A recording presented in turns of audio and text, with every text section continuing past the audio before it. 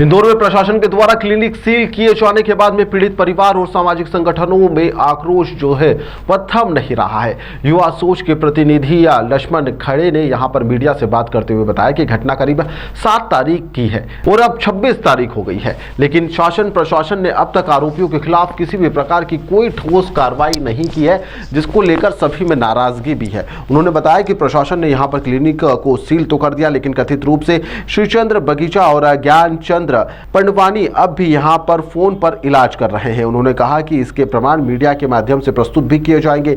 यहां पर आरोप भी लगाए गए हैं कि प्रशासन और स्वास्थ्य विभाग पर दबाव है, जिसके चलते यहां पर कार्रवाई नहीं की जा रही है। सामाजिक संगठनों ने यह भी आरोप लगाया कि यह साधारण झोलाछाप डॉक्टरों का मामला नहीं बल्कि संरक्षित नेटवर्क का एक हिस्सा है। पंडवानी पर पाकिस्तानी डिग्री से इलाज करवाने पर भी संदेह जताया गया है। मेरा 18 सितंबर के दिन मेरी मम्मी डॉक्टर पंजवानी की क्लिनिक पे उसके गलत इलाज के कारण मेरी मम्मी की मृत्यु हुई थी। और उसके बाद अब अभी तक हम लोगों ने माननीय हमारे जो कलेक्टर महोदय हैं उनके वहाँ पे हमने आवेदन दिया है, CMHO जी के वहाँ पे दिया है, उसके बाद संभाग आयुक्त में दिया है, SDM सर को दिया है, थाने पे आवेदन दिया है।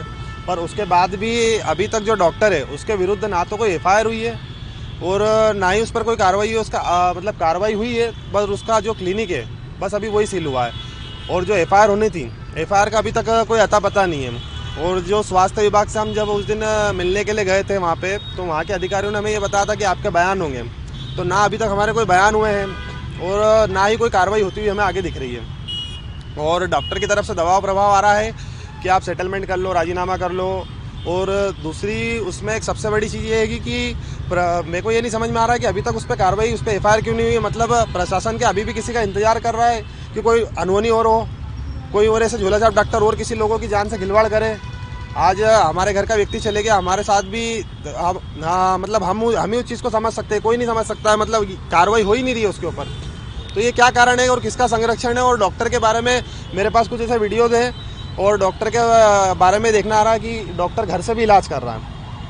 और मतलब उन लोगों को ऐसा किस व्यक्ति का संरक्षण प्राप्त है जिसके दम पर वो लोगों ने पहले भी क्लिनिक चला रहे थे, पिछले 38 सालों से वो चला रहे थे। जो वो वहाँ पे फर्जी डॉक्टर है झोलाछाप श्रीचंद बांगेचा, वो पिछले 30 सालों से वहाँ पर, उसके साक्ष्य हमारे पास है, वीडियोज़ है, उसमें वो खुद कबूल रहे हैं। दूसरी चीज़ ये है कि वो अभी भी जब क्लिनिक सील है और क्लिनिक सील होने के बावजूद वो घर से इलाज कर रहे हैं। और अगर कोई भी व्यक्ति, अगर आप करोगे, अभी लाइव भी मैं आपको दिखा सकता हूं कि अगर उन्हें अपन मैसेज डालेंगे कि सर मुझे ये तकलीफ है, तो वो हाथों हाथ तुरंत दवाई गोली दे देंगे।